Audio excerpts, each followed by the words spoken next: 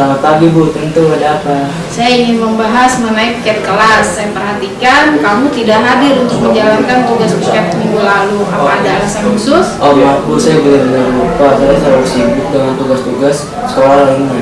Iya, Ibu mengerti. Manusia tempatnya lupa. Ibu juga memahami bahwa kita semua memiliki banyak hal yang harus dikerjakan. Namun apa yang kamu lakukan tersebut apakah sesuai dengan keyakinan kelas? Tidak Bu, Menurut kamu keyakinan kelas apa yang kamu langgar? bertanggung jawab dan menjaga kebersihan Bu. Nah, betul. Menurut kamu tanggung jawab yang dalam melakukan piket kelas itu penting tidak? Penting Bu. Nah, kalau menurut kamu penting, jadi keyakinan apa nih yang harus kamu lakukan pada saat kamu lupa untuk melakukan piket kelas? Saya akan meminta bantuan teman saya untuk membantu mengingatkan saya ketika jadwal piket agar saya tidak lupa Bu. Oke, Alif, betul. Jadi apa yang kamu lakukan sudah benar. Semoga kamu jadi tidak lupa lagi ya kalau ada jadwal piket. Silakan kembali ke kelas, Alif. Ya Bu, saya akan lebih bertanggung jawab lagi. Oke, terima kasih, Alif. Pagi, Ayu. Pagi Bu.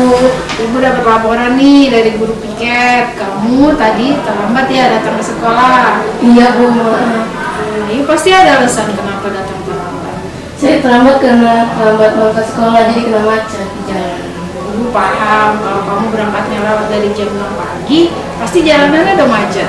Namun apa yang kamu lakukan tersebut, apakah sesuai dengan keyakinan kelas kita? Tidak Bu, Menurut kamu keyakinan kelas apa yang sudah dilanggar? disiplin. Nah, betul. Menurut kamu disiplin kelas tepat waktu itu penting tidak? Penting. Oke. Baik, kalau menurut kamu itu penting, jadi keyakinan apa nih yang harus kamu lakukan agar dapat masuk kelas tepat waktu? Saya akan berangkat lebih cepat lagi supaya tidak terlambat. Tindakan kamu sudah benar, Ayu. Ibu harap kamu bisa menerapkan keyakinan kamu. Semangat ya, Ayu. Silakan kembali ke kelas. Ya Bu, saya akan lebih disiplin lagi Bu. Iya.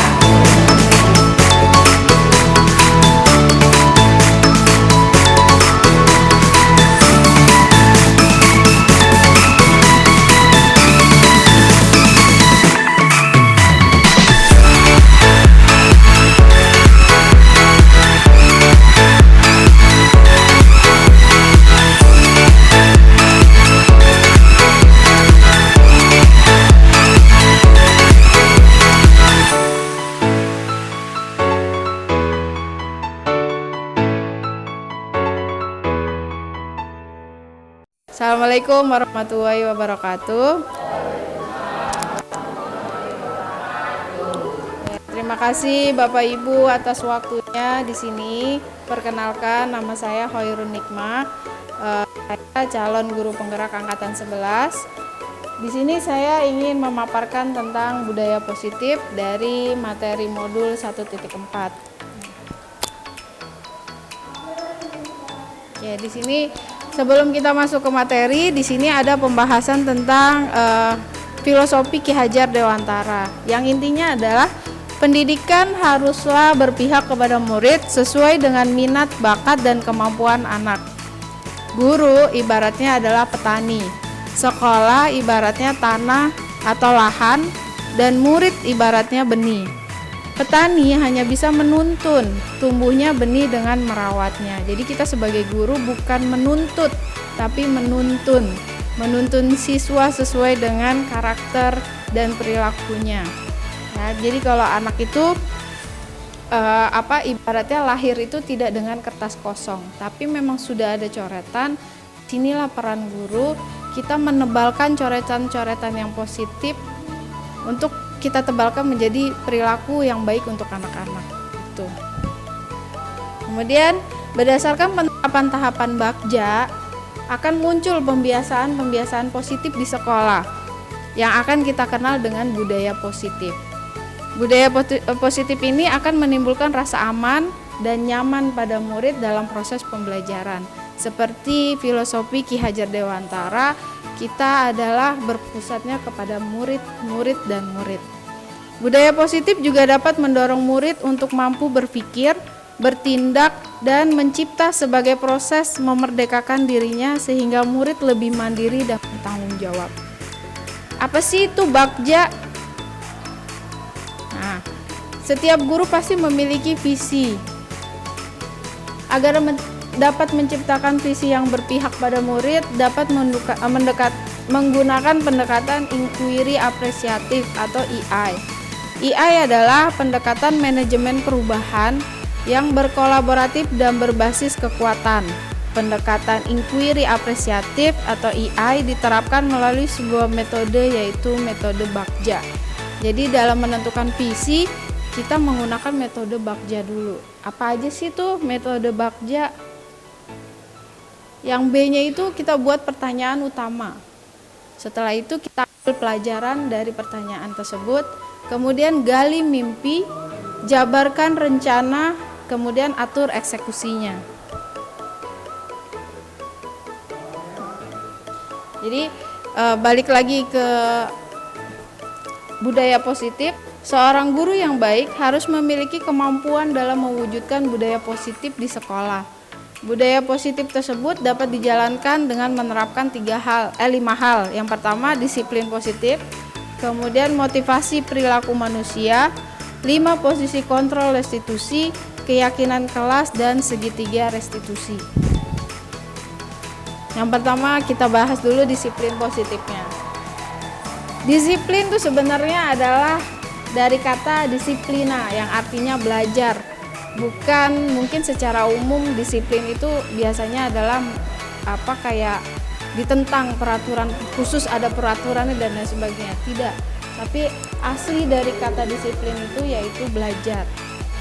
Disiplin positif merupakan salah satu cara penerapan disiplin yang bertujuan untuk menumbuhkan kesadaran serta memberdayakan peserta didik tanpa imbalan, penghargaan, dan ancaman atau hukuman.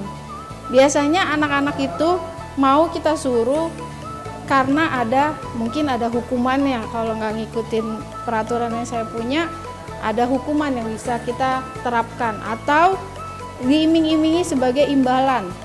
Tolong bantu bapak atau ibu, tapi nanti ada imbalannya, gampang nilai kamu bisa naik. Nah, itu yang sebenarnya kita harus luruskan di sini. Disiplin positif itu yaitu menumbuhkan kesadaran bahwa peserta didik itu mau melakukan tersebut karena kesadarannya dia, bukan ada hal tertentu. Kemudian ada motivasi perilaku manusia. Untuk menimbulkan hal tersebut, ini loh, motivasi perilaku manusia sebenarnya ada faktor eksternal, ada internal.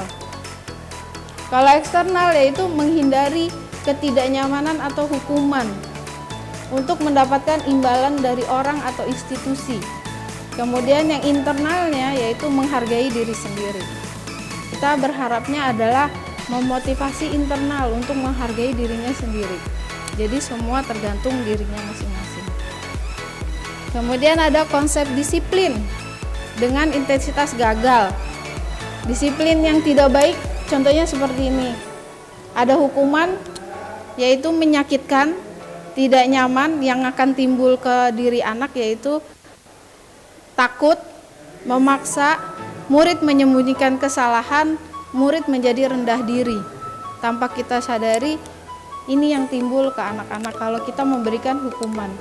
Kalau memberikan penghargaan tidak efektif, merusak hubungan, mematikan kreativitas, menghukum dengan sistem ranking, merampas hak dan menghargai dirinya.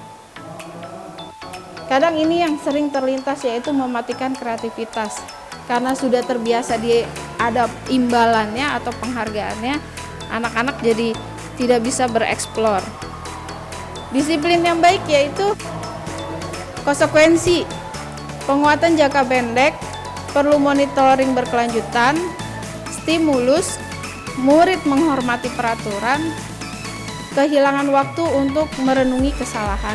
Kemudian yang restitusi, murid bertanggung jawab untuk perilaku, fokus pada pemecahan jangka panjang, murid menghormati dirinya dan orang lain, memegang kontrol, bersemangat memperbaiki kesalahan. Tuh. Jadi kita harapkan timbul rasa seperti itu. Kemudian ada 5 posisi kontrol restitusi. Nah, Bapak Ibu di sini kita sebagai guru, kita ada tahapan itu sebenarnya ada 5, bukan tahapan sih. Mari kita introspeksi diri kita. Apakah kita sebagai guru penghukum? Ataukah kita sebagai guru pembuat rasa bersalah? Biasanya menyindir ya. Kemudian apakah kita menjadi guru sebagai teman? Guru sebagai pemantau, dan yang posisi paling tinggi yang guru sebagai manajer. Kelima posisi kontrol tersebut, sebaiknya seorang guru menggunakan posisi kontrol sebagai manajer. Apa sih tujuannya? Yaitu menuntun murid bertanggung jawab dan mendukung murid agar menjadikan murid sebagai manajer bagi dirinya sendiri, sehingga dapat tercipta identitas positif pada diri murid. Jadi bukan guru aja yang sebagai manajer, tapi guru juga menuntun murid untuk menjadikan murid sebagai manajer untuk dirinya sendiri. Kemudian ada keyakinan kelas. Dalam keyakinan kelas, guru berperan dalam mewujudkan terbentuknya keyakinan kelas dengan adanya kesepakatan antara guru dan murid. Jadi di sini bukan guru yang menentukan peraturan, tapi kita membuat keyakinan kelas sesuai dengan kesepakatan murid. Di sini keyakinan kelas berupa pertanyaan-pertanyaan universal yang mudah diingat dan dipahami dan harus diterapkan di lingkungan sekolah. Jadi anak-anak tahu kesepakatan yang telah dibuat itu seperti apa. Biasanya hanya berupa satu kata atau dua kata, jadi anak gampang ingatnya. Nah, ini yang saya sudah lakukan, yaitu membuat keyakinan kelas bersama murid. Yang pertama, berdiskusi tentang peraturan. Mau apa sih kelas itu yang kita mau? Apakah kelasnya itu pengen bersih? Apakah kelasnya itu mau belajar tapi santai? Nah, itu terserah anak-anak maunya seperti apa. Di sini peran guru adalah memilah mana yang sesuai dan tidak ada kalimat negatif. Misalnya anak nulis jangan tidur, jangan berisik. Kita sebagai guru memilah kalimat negatifnya menjadi kalimat positif, ya. Dalam pembelajaran tidak boleh tidur. Kalau negatifnya tidak boleh tidur. Seperti itu contohnya. Kemudian menyusun peraturan menjadi keyakinan. Dari peraturan yang mereka inginkan, kita simpulkan menjadi keyakinan seperti apa, misalnya menjaga kebersihan, bertanggung jawab, disiplin, dan lain sebagainya. Setelah itu mereka menulis keyakinan di papan tulis. Dari kesimpulan yang kita buat bersama, kesepakatan bersama, kita buat ditulis keyakinannya di papan tulis, kemudian dipaparkan oleh siswa, dibaca agar teman-temannya memahami. Baiknya lagi kita bikin posternya, kemudian kita tempel di kelas, jadi anak-anak tahu keyakinan kelasnya dia tuh seperti apa. Karena kesepakatan bersama, harusnya mereka juga menjalankannya juga dengan sesuai keyakinan mereka. Kemudian yang terakhir adalah segitiga restitusi. Segitiga restitusi itu ada menstabilkan identitas, validasi kebutuhan, menanyakan keyakinan. Ini biasanya untuk menyelesaikan suatu masalah. Memang untuk penerapannya, kalau buat saya sendiri jujur masih agak susah atau belum terbiasa gitu. Jadi ini tapi bisa untuk menyelesaikan segala macam persoalan yang ada di kelas maupun di sekolah. Yang pertama yaitu menstabilkan identitas. Dilakukan berdasarkan prinsip bahwa membuat kesalahan adalah bagian dari proses pembelajaran yang nantinya akan menggeser identitas gagal ke arah identitas sukses. Jadi jangan ngejudge murid, kamu yang salah. Tidak. Tapi kasih tahu dulu identitasnya dia apa. Misalnya melakukan suatu kesalahan, iya benar kamu melakukan suatu kesalahan, tapi kita arahkan. Ya, jangan langsung dijudge dulu. Kemudian ada yang namanya validasi kebutuhan. Pengakuan bahwa tindakan yang salah perlu divalidasi agar individu dapat belajar dari kesalahan tersebut. Kemudian mengkonfirmasi tindakan yang tidak tepat dan mengeksplorasi keyakinan yang ada dalam diri individu. Tadi seperti yang tadi kita simpulkan, balik lagi keyakinan kelasnya. Apa sih yang sudah dia lakukan itu? Apakah menyalahi dari keyakinan yang sudah mereka buat? Nanti ada contoh prakteknya, kita bisa simpulkan. Kemudian ada menanyakan keyakinan. mendorong refleksi pada anak mengenai tindakan yang telah dilakukan dan konsekuensinya, serta mendorong pertanggungjawaban dan perbaikan di masa depan. Setelah kita validasi, kita tanyakan dulu keyakinannya dia. Kalau dia tahu dia salah, baiknya dia harus seperti apa biar tidak melakukan kesalahan yang sama. Di situ kita mendorong anak untuk lebih bertanggung jawab, kemudian yang nantinya akan membekas ke depannya. Jadi kalau saya salah, saya harus seperti ini. Kalau saya nggak mau salah, berarti saya tidak boleh melakukan hal tersebut. Itu yang diharapkan. Kemudian ini ada praktek baik dari saya yang sudah saya jalankan.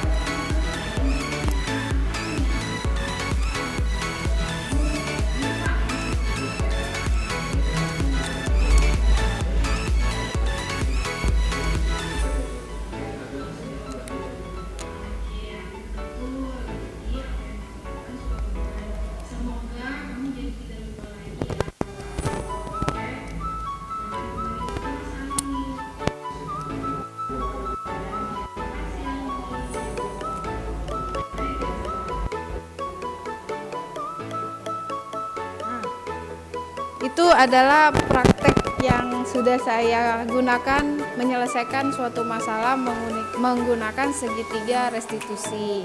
Oke, dari paparan yang sudah saya sampaikan, mungkin Bapak Ibu ada, wah ternyata pernah nih melakukan hal tersebut, boleh kita diskusi kira-kira seperti apa. Mungkin Pak Ongki mau?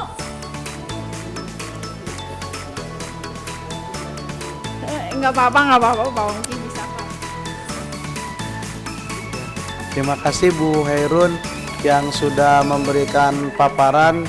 Ini sangat menarik Ibu. Kalau menurut saya ini menambah pengetahuan kita sebagai guru bahwasanya di dalam proses pembelajaran tadi itu Bu Hairun menyampaikan bahwasanya di dalam pembelajaran itu kita harus benar-benar berpihak ya Bu kepada murid gitu loh. Mengetahui potensi apa yang dimiliki, bakat yang mungkin barangkali dari jenjang SD ataupun SMP dia miliki, lalu kemudian di jenjang pendidikan SMK seperti sekarang ini kita sebagai guru itu hanya tinggal mengasah Bu, mengasah aduh ada extender gitu ya apa, mengasah sesuai dengan kemampuan yang memang sudah dimiliki Bu, sehingga apa yang memang mereka sudah cita-citakan nanti ke depan itu benar-benar bisa terasah lebih maksimal pada saat mereka ada di jenjang pendidikan SMK. Lalu kemudian tadi Bu Hairun juga menjelaskan tentang bagaimana sih menerapkan segitiga restitusi, bahwasanya tadi Bu Hairun menyampaikan ada dari perwaliannya yang melanggar ya Bu, dari keyakinan kelas gitu loh. Jadi bahwasanya keyakinan kelas yang sudah dibuatkan oleh perwaliannya Ibu itu sudah kesepakatan bersama dari wali kelas dan juga siswa, adanya kesadaran di dalam dirinya untuk bisa menjalankan keyakinan kelas yang sudah dibuat.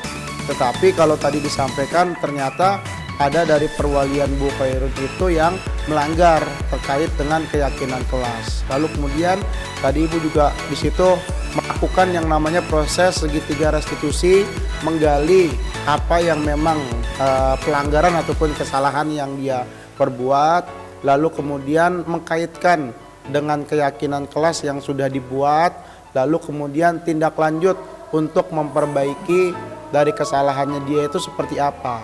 Nah ini juga mungkin barangkali bisa menjadi contoh buat kita semua di dalam pembelajaran, bahwasanya kita sebagai guru itu tidak langsung memberikan sebuah sanksi ataupun hukuman terhadap pelanggaran ataupun kesalahan yang dibuat oleh murid. tetapi kita bisa menggali terkait dengan permasalahan apa yang terjadi, apa yang menyebabkan anak tersebut melakukan kesalahan, lalu kemudian dengan kesadaran diri anak tersebut melakukan proses perbaikan apa yang akan dia lakukan. Mungkin kurang lebih seperti itu, Bu. Terima kasih. Terima kasih banyak Pak Ongki. Mungkin itu udah bisa disimpulkan secara garis besar dengan Pak Ongki. Wah, luar biasa. Ada lagi mungkin Bapak Ibu? Mungkin ada yang mau ditanyakan atau mungkin ada ilmu baru di sini yang mungkin ada pengalaman pribadi nih. Ada. Oke, siap. Jadi di sini saya ingin menyimpulkan kembali.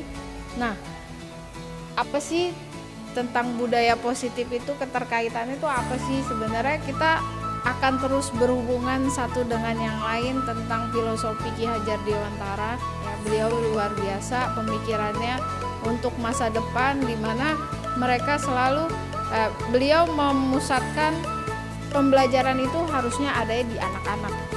Walaupun kita yang menuntun, tapi anak-anak memiliki karakter dan potensinya masing-masing.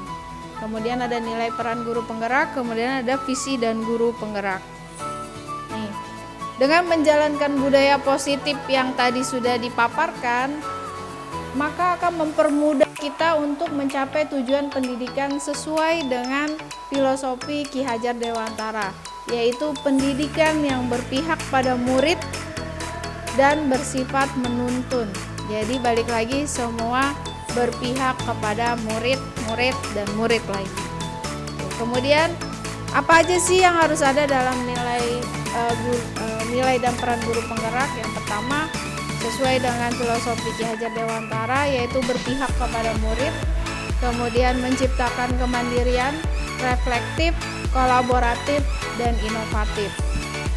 Yang terakhir yaitu visi. Salah satu perubahan yang diinginkan sesuai visi guru yaitu terbentuknya budaya positif agar terciptanya sekolah yang nyaman, aman, dan berpihak pada murid. Jadi semua intinya nanti kita balik lagi ke filosofi Ki Hajar Dewantara. Oke, cukup sekian Bapak Ibu, terima kasih banyak untuk perhatiannya, dan semoga apa yang saya paparkan ini bisa menjadi ilmu tambah untuk Bapak Ibu, mungkin bisa juga dipraktekkan dalam kehidupan sehari-hari. Ya, terima kasih banyak Bapak Ibu. Assalamualaikum warahmatullahi wabarakatuh.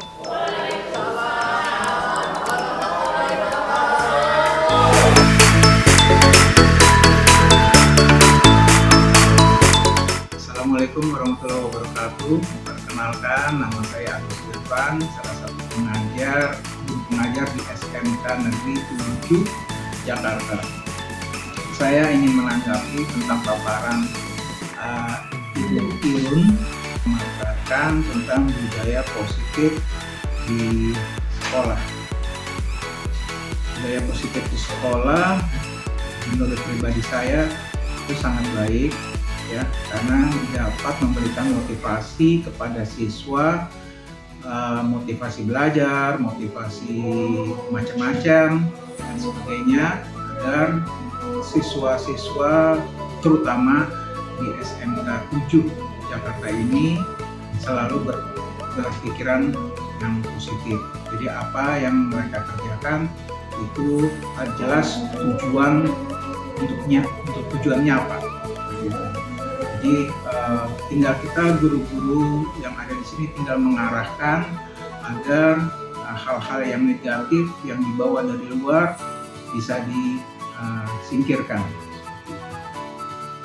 Ya, saya rasa cuma itu aja tanggapan saya. Oke, lanjutkan Ibu Irun. Selamat untuk Anda. Perkenalkan, nama saya Patriansa, saya guru DDKV di kelas 10. Setelah saya mendengarkan paparan yang disampaikan tadi, ternyata saya bisa menggali hal-hal yang positif terhadap anak.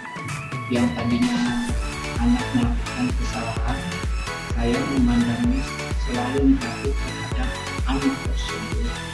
Nah, di sini saya bisa menggali bahwa anak tersebut bisa digali yang positifnya untuk memberikan semangat yang lebih bagus lagi.